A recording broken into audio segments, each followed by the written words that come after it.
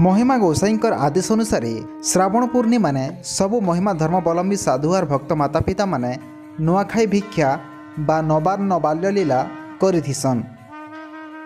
आज श्रावण पूर्णिमार सकालु सकालु जुलुंडा पाखर बिलेई बाहाली महिमा मठ ठाने नवान्न उत्सव अनुष्ठित हो जाइछे। शताधिक महिमा धर्मावलंबी और भक्त पितामाता माने एका संगे नुआखाई भिक्षा करिथिसन और जगत भगतर मंगल कामना लगी शून्य परम ब्रह्म के प्रार्थना करिथिसन। चुआ चूड़ा गुड़ क्षीर दही छेना नड़िया कोरा गोलमरीच और अन्यान्य फलमूल मिश्रण ने नवान्न प्रस्तुत करा जायसी।